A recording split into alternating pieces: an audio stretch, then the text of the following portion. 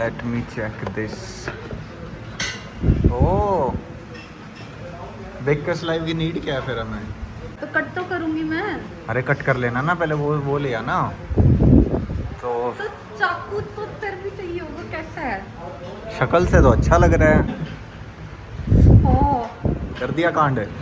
तो ये केक बनाया है मेरी वाइफ तमन्ना ने, वो भी पहली बार, एंड हमने इसे कट किया। केक काफ़ी अच्छा था और टेस्ट में भी हमें काफ़ी कमाल लगा।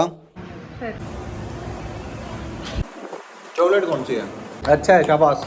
एंड तनु की तरफ से ये काफ़ी अच्छा सरप्राइज था, क्योंकि यार बहुत खर्चा हो जाता है जब भी केक्स वगैरह की बारी आती है, तो एटलीस्ट वो पैसे अब बच जाएंगे, होप सो। उसके बाद हम लोग निकल गए कार्ट के लिए, और यार सच बताऊं तो जब से 2 कार्ट लगी हैं, आज हमारा आई थिंक 4th डे है दूसरी कार्ट का, तब से ना सामान इतना ज़्यादा हो गया है, गाड़ी पूरी भर जाती है सामान के साथ, कुछ भी एक्स्ट्रा रखने की जगह नहीं होती। क्योंकि एक तो हमारा जो जनरेटर आया है वो काफ़ी भारी है, काफ़ी बड़ा है, उसको भी हमें डेली ले जाना पड़ता है, लाना पड़ता है, एंड उसमें पेट्रोल डलता है, तो उसका पेट्रोल का भी अलग चीज़ें लानी पड़ती हैं। इवन हमारा गैस सिलेंडर वो भी हमें रोज़ लाना ले जाना पड़ता है, क्योंकि यहाँ पर छोड़ना बिल्कुल भी सेफ नहीं है। कार्ट के मामले में सिर्फ इतनी दिक्कत होती है कि रोज़ का सामान जो लाना ले जाना होता है ना, वही चीज़ बहुत ज़्यादा हार्डवर्क करवाती है, क्योंकि आपको एक अलग से किचन सेटअप करना होगा अलग जगह पर डेली के डेली, और उसे डेली डिसकंटिन्यू करना पड़ेगा। तो यही चीज़ ज़्यादा होती है। बाकी अभी हमें थोड़ी आदत पड़ चुकी है इस चीज़ की, होप दूसरी कार्ट की भी हमें जल्दी आदत पड़ जाएगी, क्योंकि अब तो 2 किचन सेटअप करने हो गए हैं, एंड हमने सारी चीज़ें अब रेडी करवा दी हैं अपनी कॉफ़ी वाली कार्ट के लिए। फटाफट से कार्ट सेटअप करके हमने सारी चीज़ें सेट करनी शुरू की, एंड सबसे पहले हम लगाते हैं मोमो स्टीमर में। तब तक मोमोज हो जाते हैं तो कस्टमर भी आना शुरू कर देते हैं। और ये देख लो आप मेन्यू कार्ट का, जिसको भी आना है, जिसको भी ट्राई करना है, आके आप ट्राई कर सकते हो हमारे बर्गर और कॉफ़ी और सारी चीज़ें।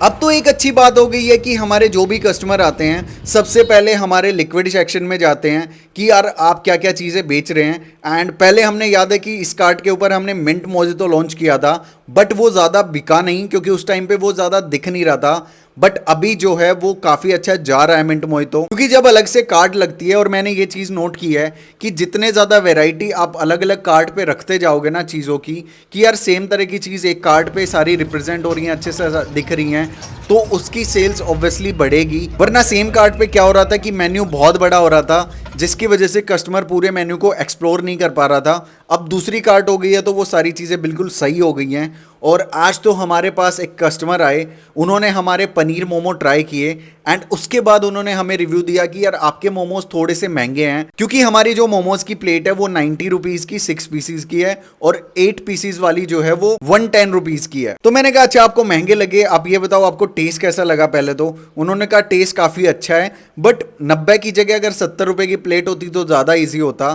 मैंने कहा सर थोड़ा सा प्रॉब्लम ये है कि हम ना ऑथेंटिक चीज़ें यूज़ कर रहे हैं, जैसे पनीर हो गया, दूसरा हमारे मोमोज़ की लेयर थोड़ी ज़्यादा पतली है, तो वो जल्दी से फट भी जाते हैं, एंड स्टीमर में भी एक के ऊपर एक उनको हम स्टैग नहीं कर सकते, इसीलिए जो है वो स्टीमर में भी एक ही लेयर लगती है, जिसकी वजह से गैस भी ज़्यादा लगती है। ये सारी चीज़ें मिलाकर ना वो थोड़ा सा महंगा बढ़ जाता है। ऑल्दो हम ट्राई कर रहे हैं उसे और ज़्यादा कम प्राइस करने की, थोड़ा बहुत मार्जिन तो आप लेके चलोगे, चीज़ें करोगे। उन्होंने कहा ये चीज़ें तो मैं भी समझता हूँ। इवन एक कस्टमर ने तो हमें बोला कि लोगों को फ़र्क नहीं पड़ता कितना ज़्यादा रियल चीज़ें आप यूज़ कर रहे हो, लोगों को बस सस्ता खाने से मतलब होता है। सिर्फ 10 to 20%, 30% लोग हैं जो इस चीज़ को सोचते हैं कि कितना हाइजीनिक है या कितना अच्छा खाना आप बेच रहे हो, उनको चाहिए सस्ता खाना। मैंने कहा देखो यार हम ना वो 30% वाले में ही आते हैं, क्योंकि हमसे क्वालिटी डाउन नहीं हो सकती। हम कितनी भी कोशिश कर ले, दिल नहीं मानता उस चीज़ का। हम वही चीज़ बेच सकते हैं जो हमें लगता है कि ये प्रीमियम क्वालिटी हम अपने कस्टमर्स को देना चाहते हैं। एंड एक छोटी सी चीज़ देखो यार, मेरे पास बहुत दूर दूर से लोग आते हैं, लाइक दिल्ली से आप लोग आओ खाना खाने के लिए, तब आपको पता चले कि नहीं यार क्वालिटी उस लेवल की नहीं है, तो क्या रिस्पेक्ट रह जाएगी, क्या इज्जत रह जाएगी उस चीज़ की। तो मैटर ये करता है कि इंसान चाहे कितनी भी दूर से आए, एटलीस्ट उसे क्वालिटी में कोई भी कॉम्प्रोमाइज़ ना हो। हाँ, प्राइस की जो बात है हम अपने तरफ से जितना डिसेंट हो सके उतना उस चीज़ को करते हैं। बाकी तो यार कस्टमर टू कस्टमर वेरी करता है कि वो कितना प्राइस पे कर सकते हैं किसी भी चीज़ के लिए, क्योंकि अभी तक मेरे को किसी भी कस्टमर ने ये चीज़ नहीं बोली, सिर्फ कुछ कस्टमर्स को छोड़कर। बाकी आज हमारे पास वो कस्टमर भी आए जिनको लगातार चौथा दिन था आज आने का, एंड उन्होंने पहले हमारे पास फ्राइज़ लेने के लिए आए थे, एंड फिर धीरे धीरे डेली वो फ्राइज़ लेकर जाने लग गए हमारे। उनको फ्राइज़ इतने ज़्यादा पसंद आए कि वो अपने दोस्तों को भी लेके आए एंड उन्होंने हमारे पास एक साथ 10-12 बर्गर का ऑर्डर दिया कि आप 10 क्रिस्पी वेज पैक कर देना, 1-2 खाने के लिए भी चाहिए, साथ में स्प्रिंग रोल और फ्रेंच फ्राइज़। ये सारी चीज़ें वो पैक करवा के लेके गए। उन्होंने कहा कि हमने इनका फ्राइज़ खाने से स्टार्ट किया था एंड उसके बाद हमें टेस्ट इतना ज़्यादा पसंद आया, क्वालिटी इतनी ज़्यादा पसंद आई। अब हम बर्गर ट्राई करने के लिए आए हैं एंड धीरे धीरे हम आपके मोमोज भी ट्राई करेंगे, बाकी चीज़ों को भी ज़रूर ट्राई करेंगे। और वो चीज़ ना इतनी ज़्यादा एक खुशी देती है, लाइक कस्टमर्स को वो चीज़ पसंद आ रही है और वो रिपीट कर रहे हैं। इवन जतिन से भी मेरी आज एक बात हो रही थी कि लाइक एक कहावत है कि हलवाई कभी भी अपना खाना खुद नहीं खाता क्योंकि वो इतना भर चुका होता है उस चीज़ को खा खा कर। बट हमारे साथ ऐसा बिल्कुल भी नहीं है क्योंकि हम रोज़ अपना बर्गर ट्राई करते हैं, अपने मोमोज ट्राई करते हैं, इवन स्प्रिंग रोल खाते हैं। मतलब डेली कुछ ना चलता ही रहता है। और बर्गर तो यार इतना टेम्पटिंग लगता है मेरे को, सच बताऊं तो ना मेरे को इतनी ज़्यादा क्रेविंग हो जाती है अगर मैं ना खाऊं उस चीज़ को, तो मेरे को तो बहुत मज़ा आता है। काफ़ी अच्छा लगता है कि आपको खुद को अपना खाना इतना ज़्यादा पसंद है, तो ऑब्वियसली एक कॉन्फिडेंस आ जाता है और किसी भी मार्केट में खड़े होकर आप चीज़ें बेच सकते हो। आज का दिन काफ़ी अच्छा जा रहा था। आज था मंडे एंड सैटरडे संडे भी हमारे काफ़ी अच्छे गए और उस टाइम पर मैं ज़्यादा शूट नहीं कर पाया क्योंकि अभी 2 कार्ट होने के बाद ना थोड़ा सा प्रेशर बढ़ गया है कि लाइक हम सब लोगों को काम करना होता है, सारी चीज़ें मैनेज करनी होती हैं और ऐसे में खाना डिले हो जाता है अगर मैं शूट के चक्कर में रहा।